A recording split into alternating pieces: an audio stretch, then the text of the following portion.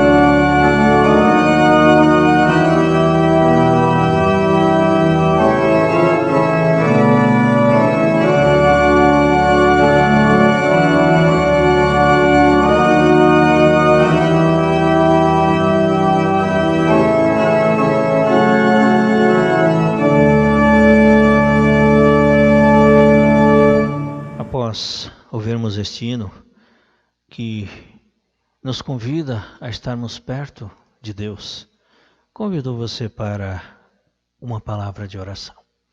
Querido e bondoso Deus, obrigado que Tu és o nosso bom pastor, nosso guia, nosso protetor, aquele que nos ampara, nos consola, nos fortalece e nos perdoa. Esteja perdoando agora os nossos pecados e renovando a nossa vida, para que ao percebermos que erramos, podemos retornar e acertar os nossos erros e voltar a Te servir. Obrigado, Senhor, que Tu, na Tua grande misericórdia, olhas para nós e nos alertas quando nós estamos no caminho errado e nos quer conduzir para o caminho certo. Assim nós Te louvamos pelo Teu perdão e agradecidos oramos em nome de Jesus. Amém.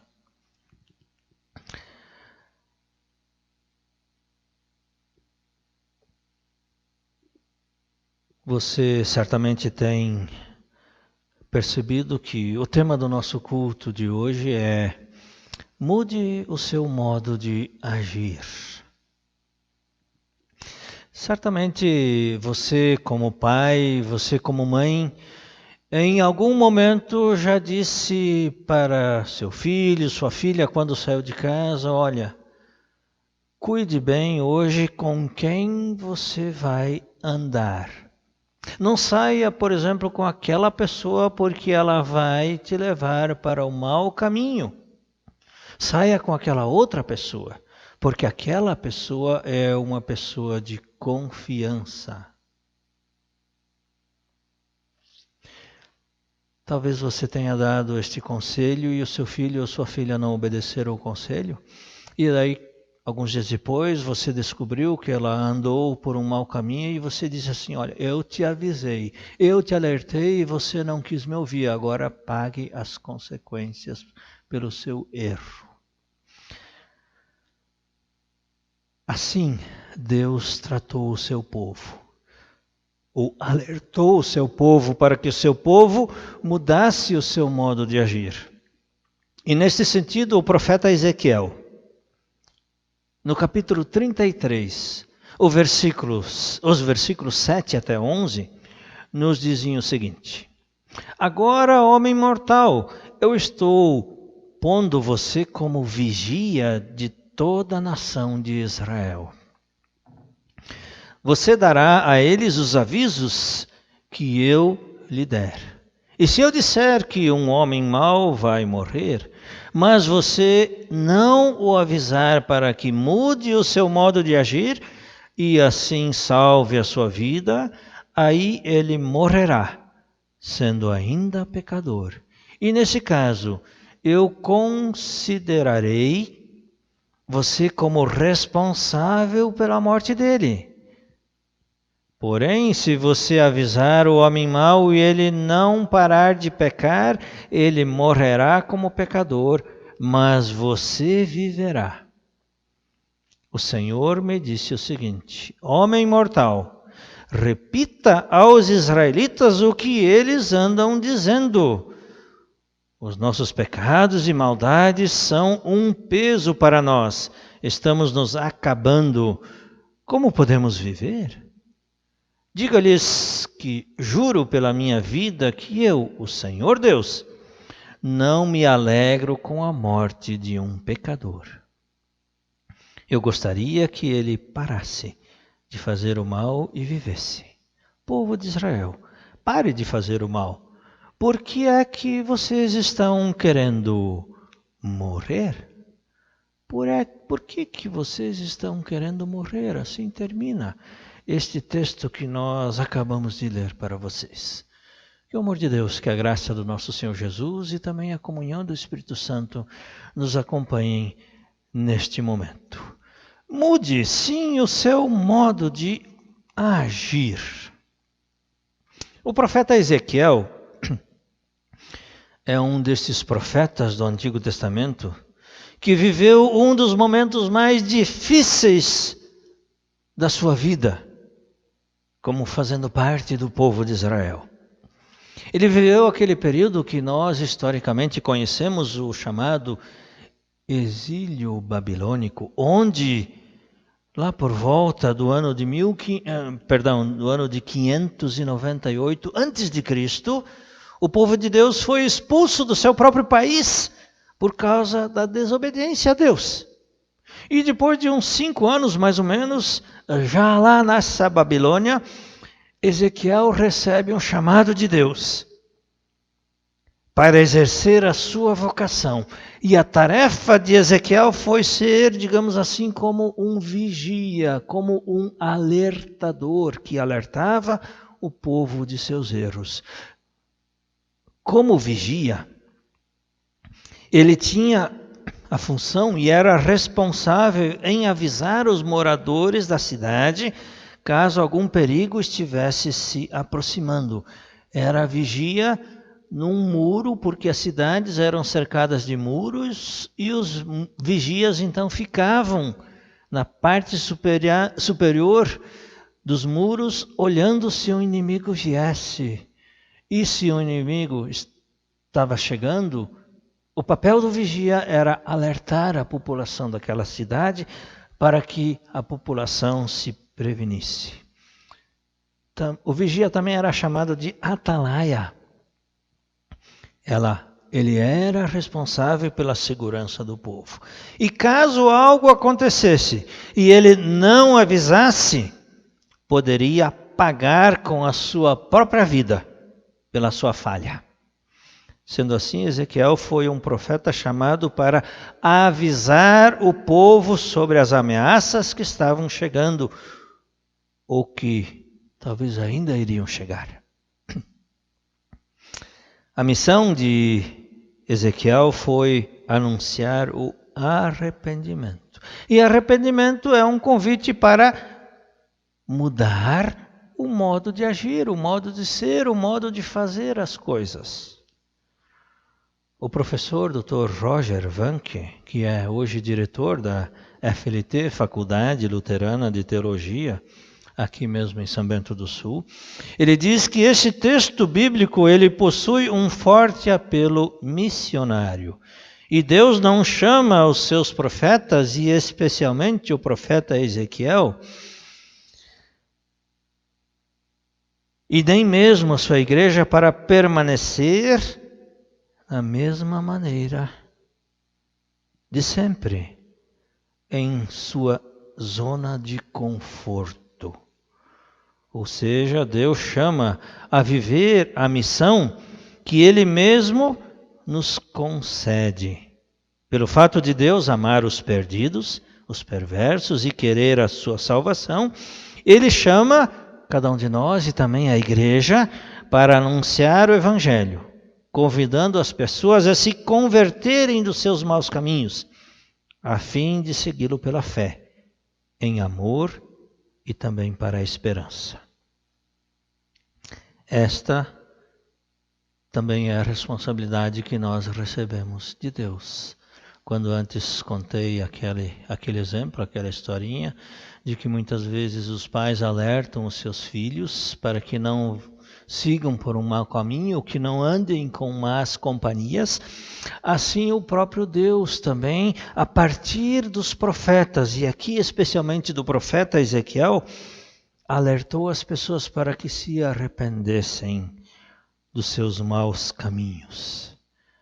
Quando Jesus iniciou o seu ministério, ele disse assim: arrependei-vos porque está próximo o reino de Deus. Então o chamado ao arrependimento, o chamado a uma mudança de vida, ele está presente, vamos dizer assim, do começo ao fim da Bíblia. E Deus sempre de novo convida tanto a mim quanto a você a nos arrependermos quando nós andamos por um caminho errado. A nossa tarefa não é julgar as pessoas, mas é anunciar o arrependimento, chamar as pessoas a um arrependimento, a uma mudança de vida. É conduzir as pessoas para Jesus, que é o Salvador. Porque Jesus é o verdadeiro Salvador, é o verdadeiro vigia, é o verdadeiro, digamos assim, atalaia de Deus. Jesus Cristo, ele assume esse papel. Tanto que ele pagou com a sua vida pelo pecado, tanto do perverso quanto do justo. Jesus veio para buscar e salvar o perdido, como diz no Evangelho de Lucas, no capítulo 19. E eu trago ainda para vocês uma palavra do reformador Martinho Lutero, quando ele, num comentário sobre Ezequiel 33, no versículo 11, ele diz assim: o Senhor quer que nos arrependamos. Se todavia permanecermos em pecados, ele vem subitamente sobre os ímpios, mata, destrói, como Sodoma e Gomorra, cidades as quais aniquilou e destruiu radicalmente. Mas humilha-te e reconhece que és pecador. Assim Deus também te perdoará. Assim também tu ouvirás esta palavra: não quero a morte do pecador. E Lutero continua: a consolação e a salvação são oferecidas a todos de igual modo, que Cristo veio para salvar os pecadores. Mas também isso um crê com mais, o outro com menos firmeza. E conforme cada um crê, assim triunfa sobre os pecados. Ira, ódio, soberba, luxúria, não são aqueles grandes pecados. Não considero este o nó com os quais guerreiam os santos precupuamente, mas com os pecados de Judas, o desespero, a presunção, o ódio, a ira contra Deus e outras coisas semelhantes. Mas neles é preciso correr a Cristo pela fé, para que um dia possamos dizer: graças a Deus que nos deu a vitória por meio de Cristo Jesus, o nosso Senhor. E dizer juntamente com Cristo: eu venci o mundo, mas somente no vencedor Cristo. Palavras de Lutero. Palavras às vezes um pouquinho difíceis, mas você pode parar agora o vídeo, reler um pouquinho e reanalisar este conteúdo que Lutero nos traz. Acima de tudo, a tarefa de Ezequiel foi pedir que o povo mude de vida, mude sua maneira de agir. Você tem ouvido a palavra de Deus? Você tem tomado um propósito também de mudar a sua vida? Quando Deus, digamos assim, puxa na sua orelha, quando a gente puxa na orelha de um filho, às vezes que desobedece, ou quando a gente chama a atenção de alguém, a nossa tarefa é chamar ao arrependimento a partir da palavra de Deus. A nossa tarefa é alertar as pessoas que estão no caminho errado. Porque, como diz o texto bíblico, Deus não quer a morte do pecador, Deus quer a vida. E então Deus nos chama para a vida. Jesus nos chama para a vida, porque Ele diz que Ele é a vida. Eu sou o caminho, a verdade e a vida. E ninguém vem ao Pai senão por mim. Mude você também o seu modo de agir. E busque servir a Deus com alegria, com gratidão. Começamos o culto falando de alegria. E podemos servir a Deus também com alegria. Que Deus esteja com você, fortalecendo a sua vida e a sua casa. Convido você para uma palavra de oração. Obrigado, amado Deus, porque nós sempre de novo podemos nos colocar diante de Ti, sabedores de que Tu és o nosso Deus e constantemente também está ao nosso lado. Queremos obedecer a Tua vontade. Tu não queres a nossa morte, bem pelo contrário, Tu queres a nossa vida. Por isso, confessamos a Ti os nossos erros e pedimos que Tu renoves a nossa vida no nosso dia a dia. Obrigado por todas as coisas que Tu nos concede. Assim oramos em nome de Jesus. Amém.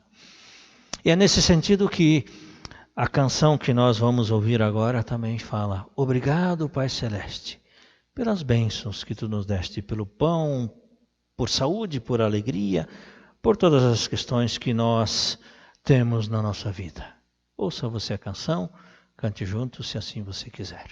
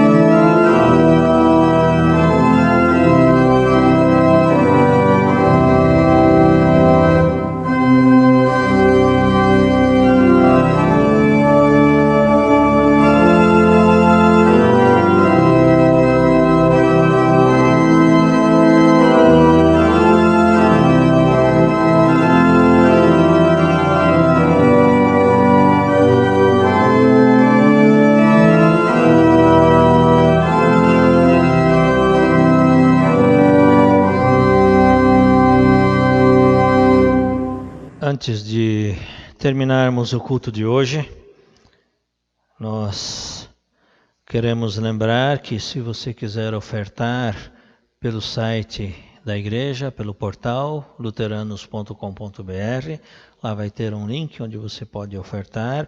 As ofertas deste final de semana são para a missão no Sínodo Mato Grosso, que tem a sua sede em Cuiabá. São comunidades muito distantes, com centenas de quilômetros, muitas vezes, umas das outras. E lá temos muitos luteranos também esperando a nossa colaboração, a nossa oferta. Convido você ainda para uma palavra de oração. E nesta oração nós queremos lembrar você, sua família, sua casa, o seu trabalho, enfim, tudo aquilo que nos envolve como pessoas. Oremos. Obrigado, Pai Celeste, pelas bênçãos que nos deste, pelo pão de cada dia, por saúde e por alegria. Por todas as coisas, Senhor, que nós temos recebido de Ti, nós Te agradecemos.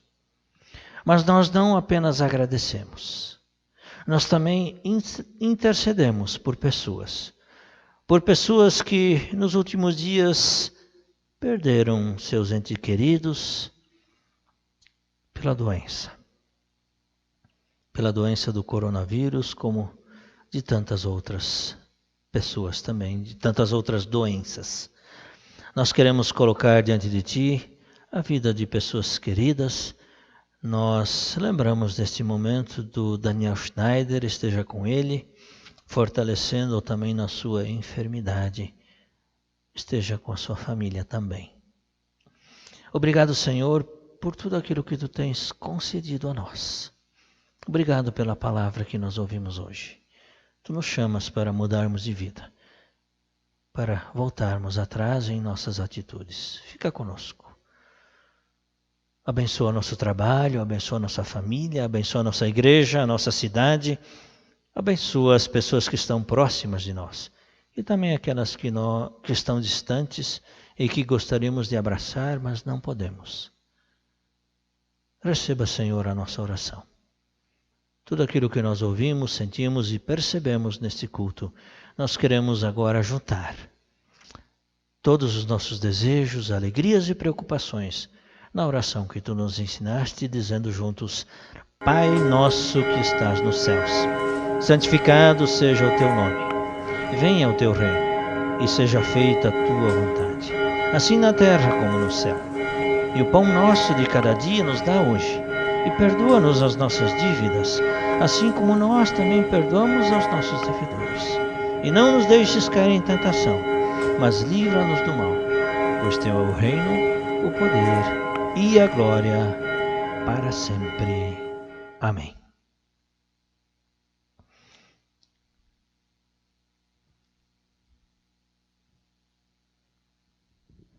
Receba você, aí na sua casa, a bênção de Deus.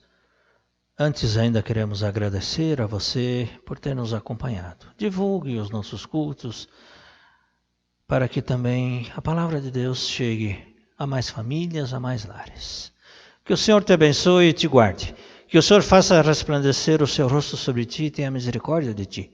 E que o Senhor sobre ti levante o seu rosto e a cada dia te conceda a sua paz. Fique na paz do nosso Deus. Amém.